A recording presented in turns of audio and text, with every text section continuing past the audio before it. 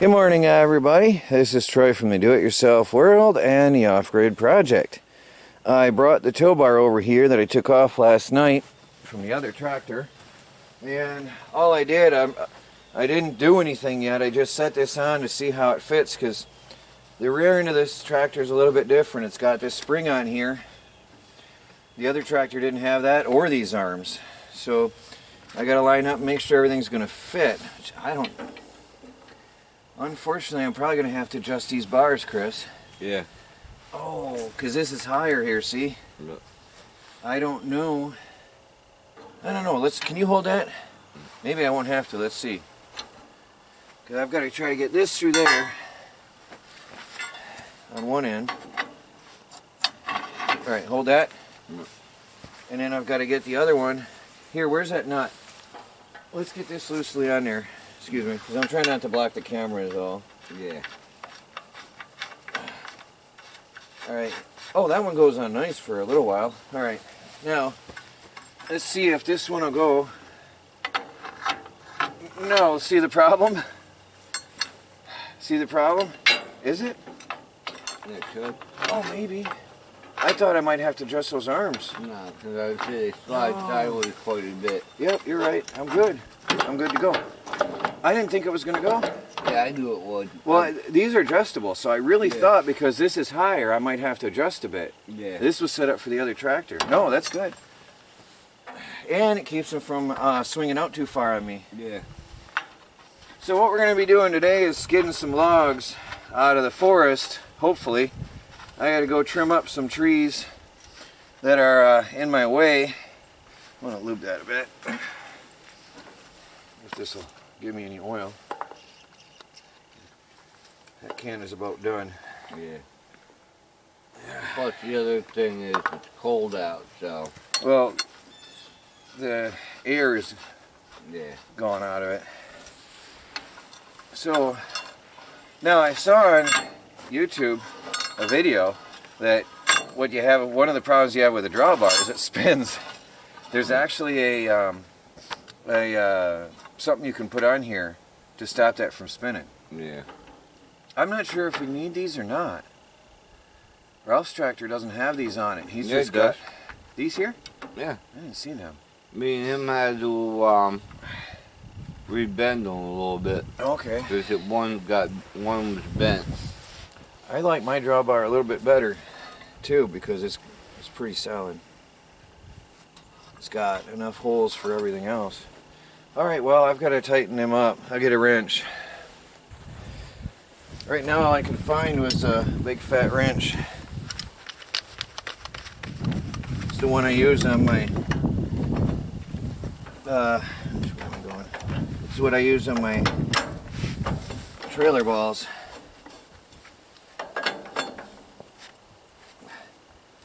That's really stiff.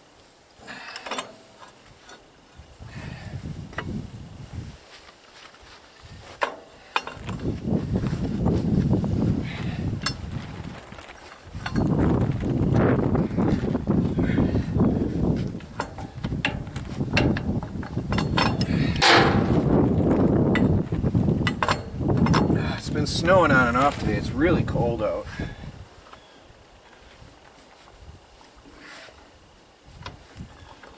I don't know how far exactly I want to tighten that.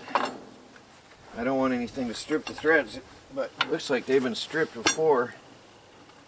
That's really stiff.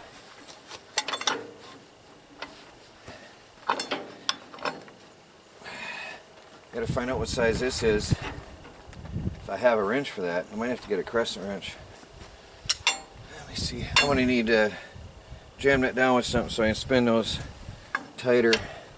I definitely don't want to strip those threads later. I'm going to have to get a bar to pry in there and have Chris hold it while I tighten those nuts.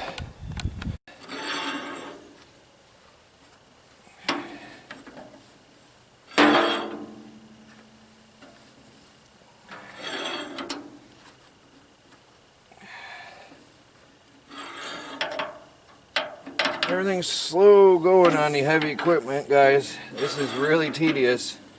I don't have the right socket. I have a 3/4 inch drive, but I don't have the right socket for this. Otherwise, I'd be wrenching that on real quick and be done with it pretty much. I don't think I need to go all that tight on here anyway. I'm just going to go to the end of the threads so it doesn't ever rip the threads up. Because I got a lot of play on here. Is that alright, you think, Chris?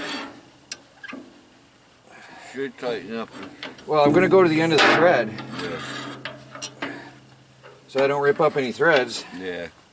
It's going to be close. Yeah, we're gonna have to get more Washers?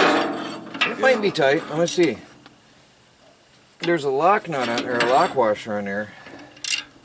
You just don't want to be beating up the arm. Yeah, well, it's going to be close. It's going to be very, very close. Yeah.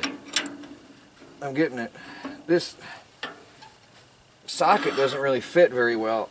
Everything's beat up. I'm going to have to get all new bolts and stuff eventually. Now I'm coming to the end of the thread. The one thing I like about your arm supports on this one is they're adjustable. That's pretty much... Oh yeah, that's it. You like what now? How on yours, Yeah. you got these slits right here. Let's see if you can see them on the, they're both on the inside. Well, how you got the slits right here? Oh yeah. Well, so I can adjust this. Yeah. Yeah. With Ralph's, there's just solid bars. Oh yeah, I like to... And we couldn't get the... Oh, that's why you had to bend it. No, they were just bent.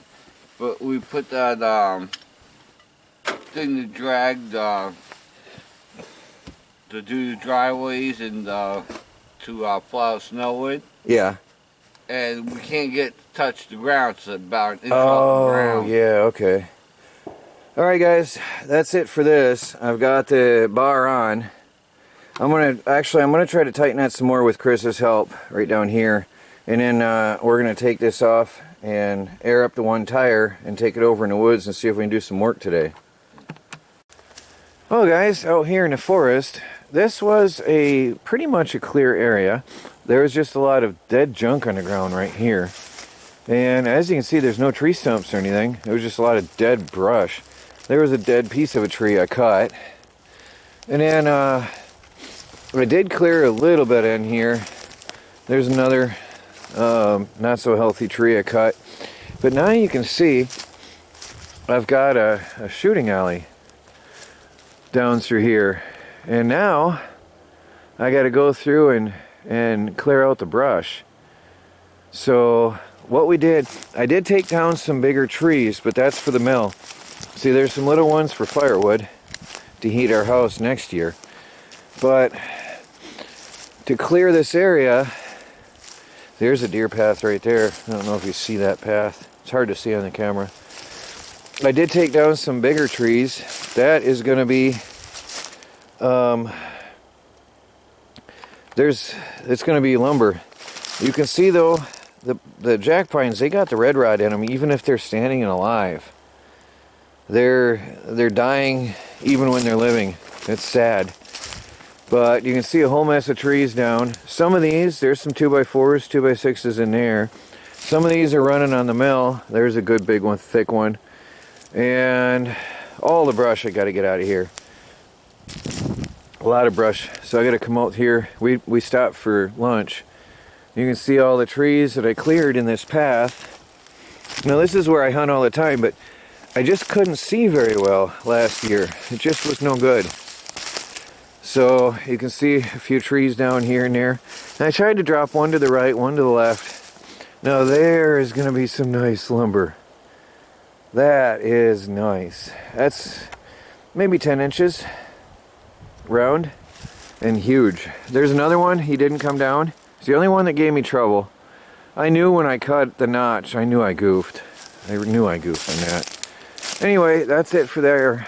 And that's as far as I'm going to go back. Now I've got to clear all the brush out so I can see what I'm doing and hopefully get some meat on the table this winter. Part of self-sufficiency, we got to get our own meat. But I've got to clear all this brush out. Chris is with me and the girls are going to head over and help us so we can clear this out in time for the hunt. Today is Friday and the hunt is Sunday. So we got a lot to do today. But again, A lot of this is going to be used and run on the mill. And I wanted some of these anyway, and dual purpose. I don't like to just cut living trees. I hate it. But I needed this place to shoot, and I needed some wood for the mill. And there's good enough reason right there. Well, guys, look at that view. Oh, look at that. Chris, you should see this on camera. And we got some logs for the mill. We got some big ones yet to cut. But the main idea was to get the shooting alley opened up. Look how some of these are huge. That was a, where did that go? Oh, that's this one. Nice open shooting alley. Piles of firewood forming. Even the girls were helping. There's a good one for the mill. That's a good... Hi, Michelle. That's a good one for the mill right there. Did you do a good job today? I'll eat that pizza. She wants pizza because she works so hard. Yeah. She wants pizza and ice cream, she said, because she worked hard. So, that's 2 tanks of gas with the Husqvarna. That machine is amazing, isn't it, Chris? Yeah. It's just amazing. Just all of this with 2 tanks of gas. Yeah. And we brushed it out, too. I got a couple more that I still need to shave up tomorrow. And all the way down. And I got 3 more trees I still want to take out tomorrow, but it's getting late. And I didn't want to have too much of a mess tonight. How do you feel about this day, Chris? Got a lot accomplished. I mean, it's cold. It's cold. Yeah. I just got that one. That's going to be a problem, but we'll fix that with the tractor tomorrow. Yeah. Not a problem at all. That's a good... I don't want to cut that. Nah. There's a lot of meat on that. And I don't see any red rot. Now that was a dead pine. Died this year, but I don't see any rot. There's some good meat. I don't know what killed it, but that's a good 10-incher, you think? Yeah, 8 to 10 inch round. There's some lumber in there. Yeah. There's some lumber all over out here. All right, guys. Well, we're going to go in for the night. I'll talk to you all later. This is Troy. Yeah, it's Chris. Say good night. It's Troy from the Do-It-Yourself World and the Off-Grid Project. A lot accomplished today. I feel good. Please like, subscribe, and share, and follow our daily videos as we strive to become fully self-sufficient and off the grid on a budget. Gonna get some deer this year and run our own lumber and our own firewood. That's self-sufficiency. Talk to you later.